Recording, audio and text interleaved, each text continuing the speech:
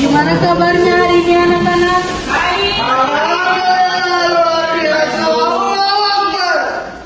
Karena kelasnya ini masih berantakan, coba diperbaiki dulu. Kalau lihat sampah juga ambil dulu.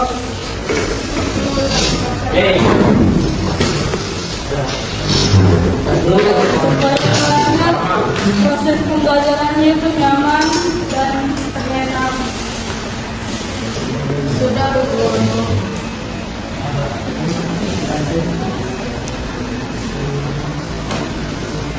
Ayo mulai kita cari dulu. Umi Nurjana, Ibu. ini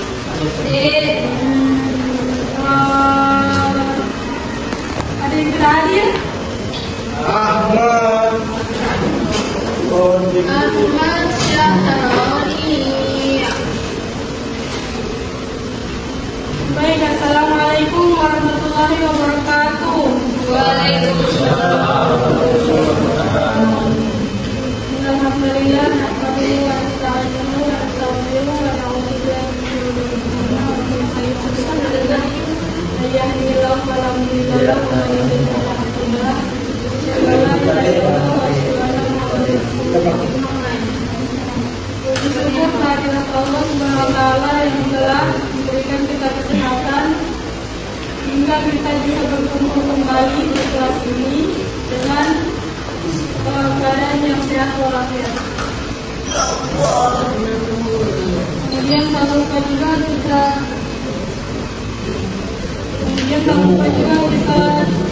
curahkan salawat kepada Nabi Allah Muhammad Sallallahu Alaihi Wasallam. Baik, pembelajaran minggu lalu ada yang masih ingat materinya tentang apa? Satu orang coba apa itu materi yang kemarin sama tentang apa? Materinya coba lagi saudara. Sabar dalam menahan amarah, dalam menahan misalnya Bu. Oke tadi kasih dengar teman-temannya. Sabar dalam hal menahan amarah, menggoda. Nah itulah. Oke. Kemudian materi pembelajaran hari ini yaitu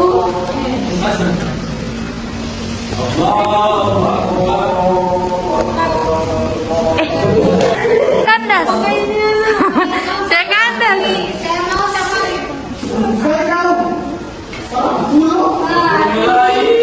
Dengar dulu semua, jangan dulu berisik. Bukan ada cerita tuh ini yang saya ajar. Materi hari ini itu tentang sumber hukum dalam Islam, yaitu Al-Quran salah satunya. Apa itu sumber hukum? Siapa yang tahu? Saya Bu. Asalnya itu kenapa ada halal. Apalagi yang lain? Temen yang lain terus.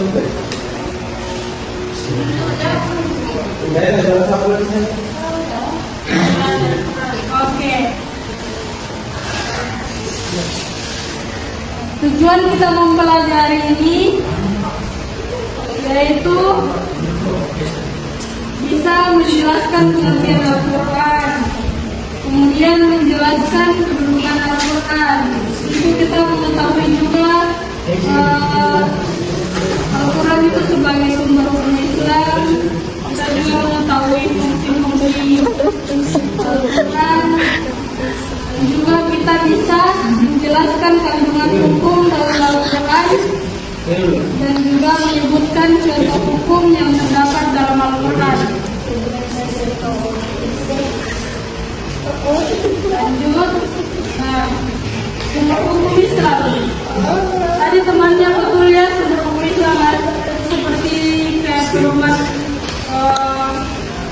hukum kalau makanan itu halal haram. Sumber hukum Islam itu segala sesuatu yang dijadikan dasar atau pedoman dalam menetapkan hukum itu bukan manusia. Nah, simbol hukum Islam itu ada berapa? 3.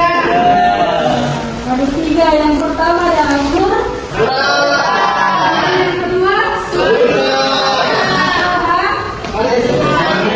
yang ketiga ada Kesepakatan daripada ulama. ya. Nanti yang kita bahas pada hari ini hukum Islam cuma satu, yaitu Al-Quran saja. Oke, sebagai simbol hukum Islam yang pertama dan yang paling utama. Nah, pengertian Al-Quran. Secara bahasa, Al-Quran berasal dari kata Qoro'a Yaqra'ul Quran. yang berarti Membaca. baca. Secara istilah, Al-Quran itu adalah firman Allah Subhanahu wa taala yang diturunkan kepada Nabi Muhammad SAW melalui malaikat Jibril, ditulis dalam mushaf, diriwayatkan secara mutawatir dan membacanya adalah bernilai benar. Paham sampai sini? Paham. Nah, ada dalil dari Al-Quran, ada 2. Sampai bisa baca kan? Lagi saya. Oke, perempuan dari sini, silakan dari sini bacakan. Bismillahirrahmanirrahim. Ya ayyuhalladzina amanu atti'ullaha wa atti'ur rasul wa ulil amri minkum fa in tanaza'tum fi syai'in farudduhu ila Allahi war rasul in kuntum tu'minuna billahi wal yawmil akhir dzalika khairu wa ahsanu ta'wila. Sudah waktunya ini. Orang-orang yang beriman taatilah Allah dan taatilah Rasul serta ulil amri di antara kamu. Kemudian apabila kamu berselisih pendapat tentang sesuatu, maka kembalikanlah kepada Al-Quran dan Rasul. Nah, yang kedua ayatnya siapa laki-laki? Husni, silakan. Yang paling gelisah dari tadi, silakan baca. Berapa orang?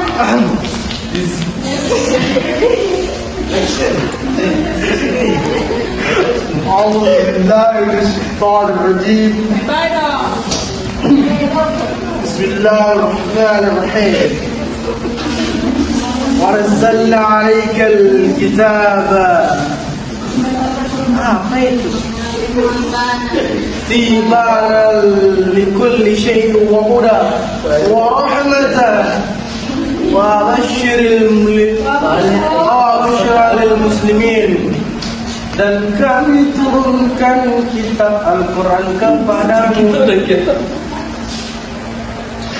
untuk menjelaskan segala sesuatu sebagai petunjuk, rahmat dan kabar gembira bagi orang-orang yang berserah diri. Jangan terus, Pak. Terima kasih untuk adik-adik yang bisa membacakan ayat ini. Nah, di sini kita bisa lihat kenapa Al-Quran itu menjadi pedoman sumber hukum kita. Karena Al-Quran itu yang bacaan itu apa namanya? Sita. Ambil. Kasih sekarang lagi. Dan dimakan. Nah, itu kenapa Al-Quran bisa jadi sumber hukum kita? Yang pertama dia itu kalamullah atau firman Allah langsung. Nah, yang kedua juga di sini sudah dijelaskan di ayat. Nah, kemudian apabila kamu berselisih pendapat tentang sesuatu maka kembalilah kepada Allah atau Al-Quran. Itu perkataannya. Juga di surah An-Nahl disebutkan tadi, dan kami turunkan kitab Al-Quran kepadamu untuk menjelaskan segala sesuatu. Nah, di kehidupan sehari-hari kita kalau kita tidak tahu apa hukumnya, kita ini halal kayaknya apa atau yang kita mau makan, maka kita lihat dulu dalilnya sebagai orang Islam. Nah, yang mana yang halal yang bisa dimakan dan yang tidak boleh dimakan. Paham? Ada siswa autis. Nah, kemudian fungsi Al-Quran. Fungsi Al-Quran yang pertama, apa yang kita baca? Yang pertama apa?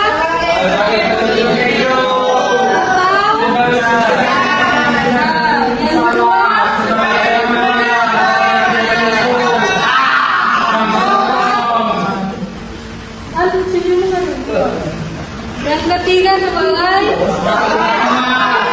sebagai penyembuh. Sebagai penyembuh atau pelengkap. Nah, kalau kita itu sebagai sabar dulu, mau speaking. Nah, fungsi Al-Quran itu kenapa sebagai petunjuk hidup? Nah, kita itu sebagai orang Islam kalau tidak tahu ada tujuan kemana, nah kita kembali kepada Al-Quran, lihat apa yang kita lakukan.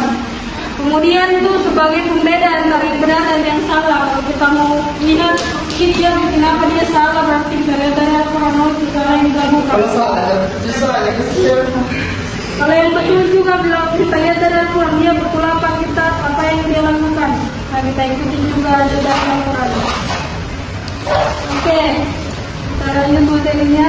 Mengantuk. Ngantuk Wika. Mengantuk sekali tuh. Lapar Oke, berdiri dulu kita.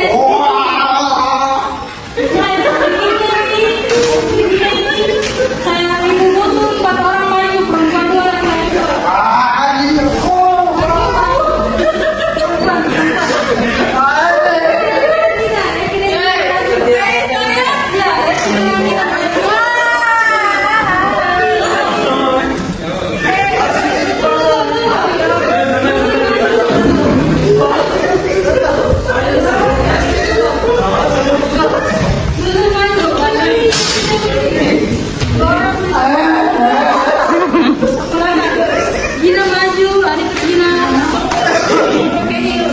Nah, buat yang lain yang ini bukan pasangan jadi ada 4 kelompok begini.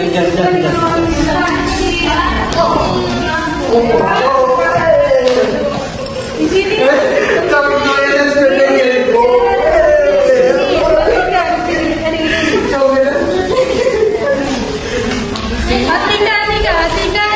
Tika di sini sama Andi di sini.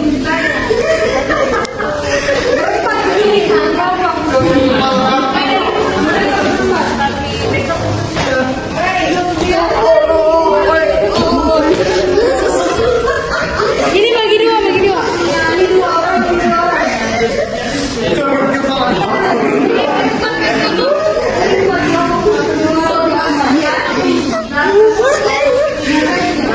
Di sini di depan sini yang berdiri di depan. Diam. Fokus dulu semua. Jadi untuk saya biasa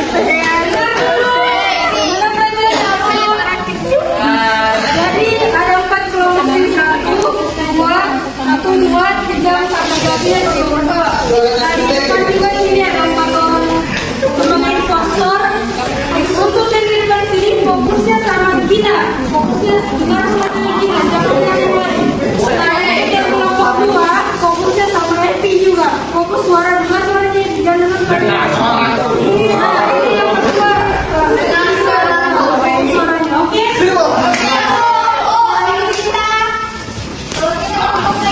Kelompok 1 ini fokus ke Gina. Masih orang. Ini tuh petunjuk mainnya tuh kayak begini. Saya kasih kalimat kepada mereka semua yang berdiri di sini nanti. Satu-satu kalimatnya itu satu-satu. Jadi kalian fokus saja sama apa yang mereka.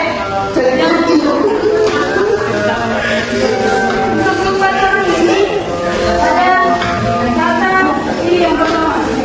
Kamu.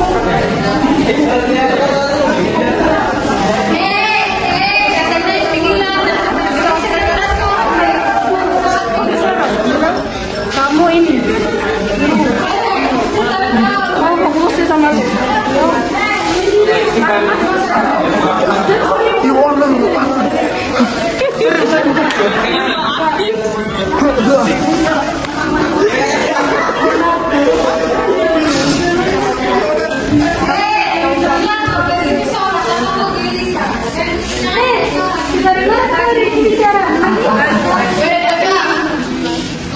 Oke, kalau saya bilang sama-sama berteriak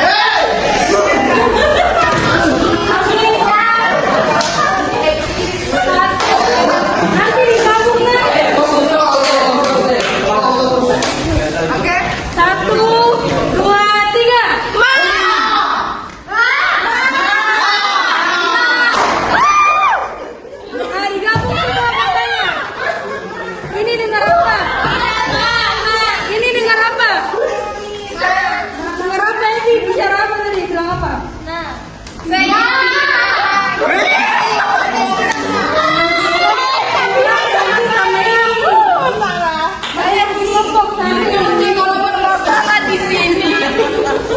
Tidak cocok dengan kelompok Ini kelompok 2 untuk 1 orang. Sama Epi saja. Ini apa kan dengar? Apa tadi kita Dia bilang? tidak didengar resmi. 1 orang. 1 orang. 1 orang.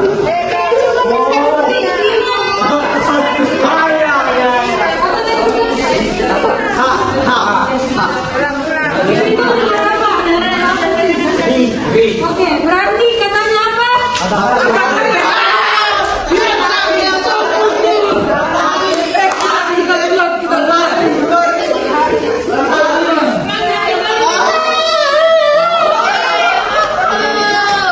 Ngomong satu kali lagi.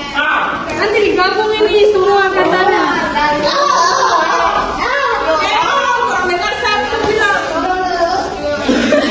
Intinya orang itu bisa saya, Bos. Kalau kalian semua mendengar ini nanti digabung katanya.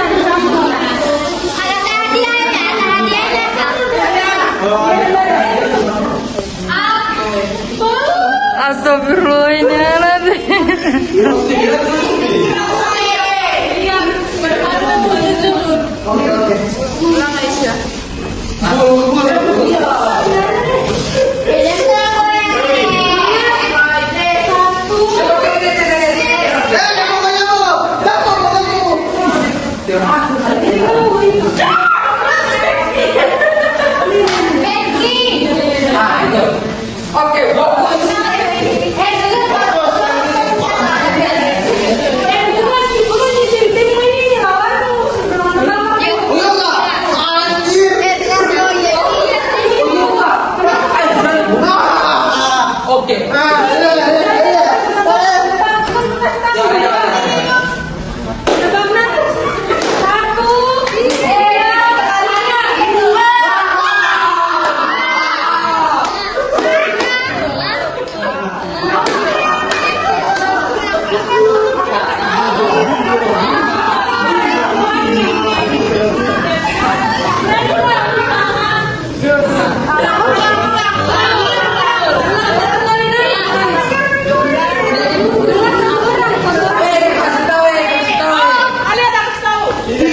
Ini lawannya kemarin.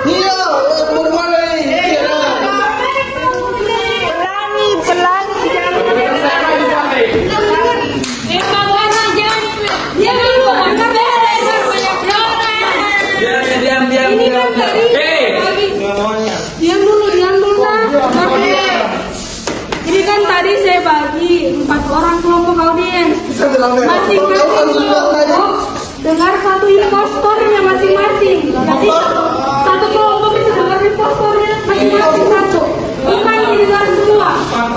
Bukan cuma kelompok ini. Ini Dora Indro. Tebak apa yang orang bilang? Nanti ada kamu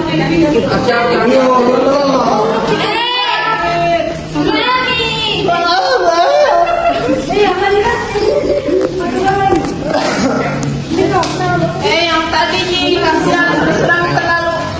Oke, 1, 2, 3.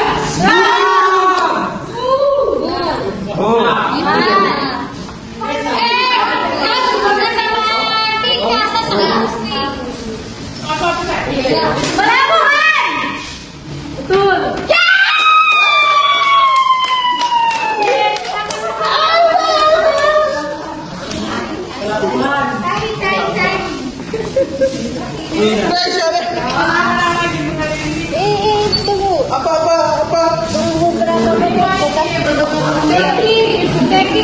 Kenapa katanya?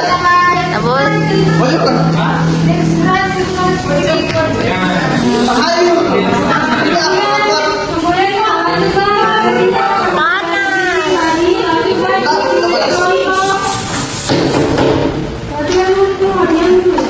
Contoh hukum dari Al-Quran. Nah, semuanya itu sudah dijelaskan dalam Al-Quran. Perintah sholat ada, kemudian perintah puasa, kemudian perintah zakat. Ada juga di Al-Quran perintah haji, larangan zina, larangan riba, larangan mencuri, larangan membunuh tanpa hak. Ada juga aturan warisan dan aturan pernikahan. Semua sudah dijelaskan di dalam Al-Quran. Lanjut. Semua sudah paham tadi materinya? Kemudian hikmah menjadikan Al-Quran sebagai sumber Islam. Yang pertama itu mencari pedoman hidup sehingga tidak setiap tindakan sesuai dengan petunjuk Allah Subhanahu wa taala. Kemudian membedakan antara yang benar dan yang salah serta antara yang halal dan yang haram. Kemudian menciptakan kehidupan yang adil dan tertib karena hukum Al-Quran mengatur hubungan manusia dengan Allah yang bersama. Kemudian membentuk akhlak yang mulia, jujur, amanah, sabar, dan bertanggung jawab. Kemudian memberikan ketenangan hati karena Al-Quran menjadi petunjuk dan petunjuk bagi orang yang beriman. Kemudian membawa kebahagiaan dunia dan akhirat bagi orang yang mengamalkan ajaran Al-Quran. Dan yang terakhir, memperkuat keimanan dan ketakwaan kepada Allah Subhanahu wa taala.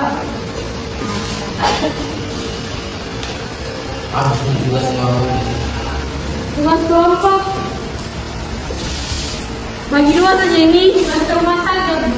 Sekarang nah, bagi ini yang kelompok 1, ini kelompok 2, lagi kelompok 3. Yes, of course, barang itu. Jadi langsung dimulai sekarang. Sudah, kelompok 3 sudah.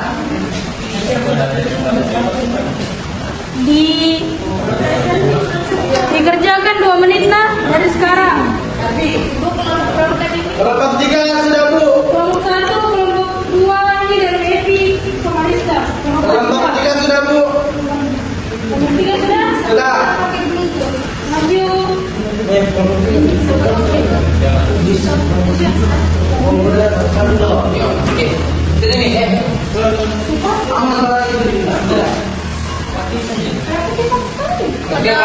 Assalamualaikum warahmatullahi wabarakatuh.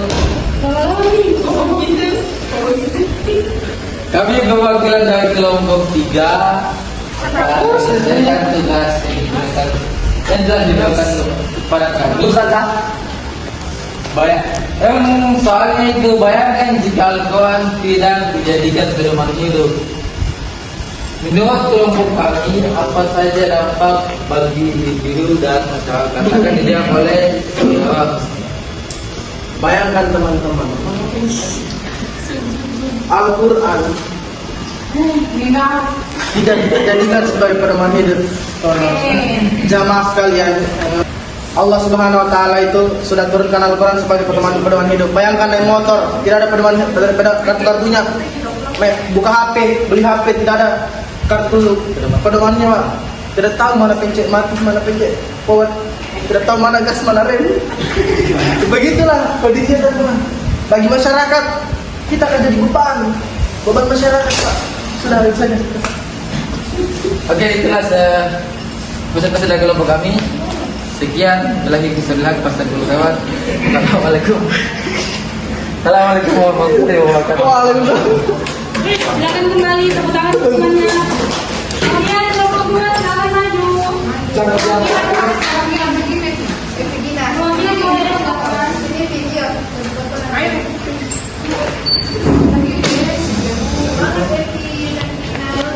Ya, baku pukul. Pilih satu orang lagi. Silakan. Dari Viola dan dari Evi silakan. Baik, kita akan menjawab pertanyaan. Pertanyaannya sebutkan 3 masalah yang sering terjadi di kalangan remaja. Kemudian jelaskan bagaimana Al-Quran memberikan solusi terhadap masalah tersebut. Yang pertama itu pergaulan bebas dan mendekati zina. Oh my God. Kenapa? Kenapa zina? Oke. Di sini saya menjelaskan bagaimana remaja mendekati zina. Banyak remaja menjalin hubungan lawan jenis tanpa batas syariat, mengirim pesan bersihal yang tidak pantas, bertemu berdua tanpa pengawasan hingga mendekati perbuatan zina. Solusinya yaitu solusi dari Al-Quran yaitu, dan janganlah kamu mendekati zina, sesungguhnya zina itu adalah suatu perbuatan yang keji dan suatu jalan yang buruk. Kemudian masalah kedua yaitu mengkonsumsi minuman keras dan narkoba. Remaja terjebak dalam pergaulan buruk, mencoba minuman keras, rokok atau narkoba untuk ikuti ikut-ikutan hingga merusak kesehatan dan masa depan. Solusi dari Al-Quran yaitu, wahai orang-orang yang beriman, sesungguhnya minuman keras, judi, berkorban, berhala, dan mengundi nasib bermanfaat adalah perbuatan keji, termasuk perbuatan setan. Maka jauhilah perbuatan-perbuatan itu agar kamu mendapat keuntungan. Kemudian yang masalah ketiga yang akan dibacakan oleh teman saya. Adapun masalah ketiga yaitu menyebarkan kabar bohong, fitnah, dan ujaran kebencian. Nah, remaja sering menyebarkan gosip, kabar yang belum jelas kebenarannya, atau menghina orang lain lewat media sosial tanpa memikirkan dampaknya.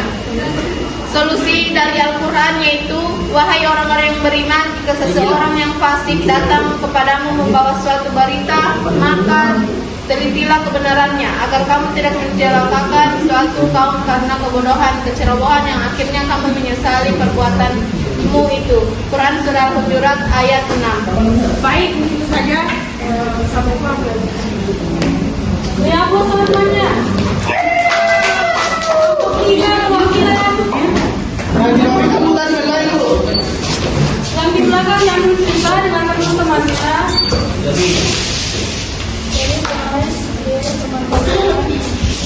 Oke, baik, bismillahirrahmanirrahim. Kita dari kelompok 3 jadi bayangkan jika Al-Quran tidak dijadikan pedoman hidup menurut kelompok Satu bos.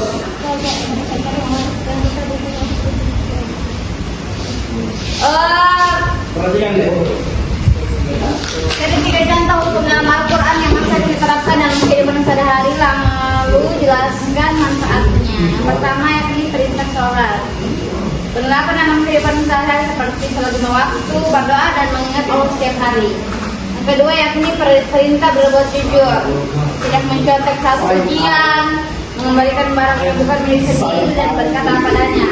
Yang ketiga yakni larangan ghibah atau mengunci, tidak menyebarkan gosip, tidak mengejek atau membicarakan aib orang lain di belakangnya.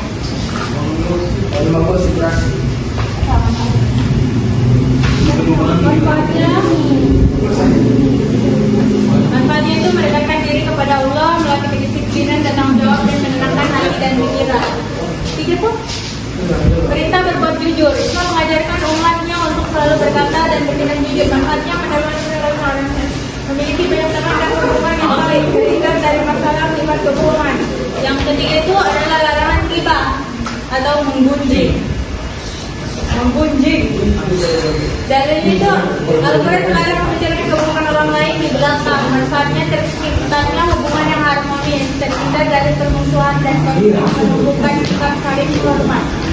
Kesimpulannya, hukum-hukum dalam Al-Quran tidak hanya mengatur hubungan manusia dengan Allah, tapi juga mengatur hubungan yang sama agar berdamai dan damai itu. Jadi Allah sama temannya.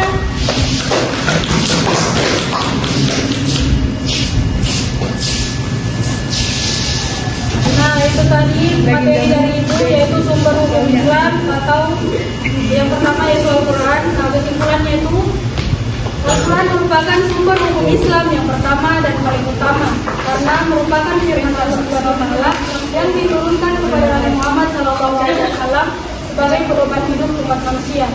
Al-Quran mengatur berbagai aspek kehidupan, mulai dari akidah, ibadah, muamalah hingga akhlak, sehingga menjadi dasar dalam menetapkan hukum Islam. Nah, oleh karena itu, setiap muslim berkewajiban untuk membaca, memahami, mengamalkan, dan menjadikan Al-Quran sebagai pedoman dalam kehidupan sehari-hari, untuk memperoleh kebahagiaan di dunia dan akhirat.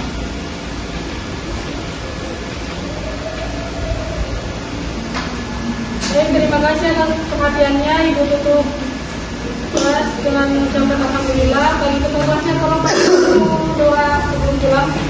Teman-teman, sebelum kita pulang, marilah kita membaca doa kafaratul majelis. Doa dimulai. Bismillah.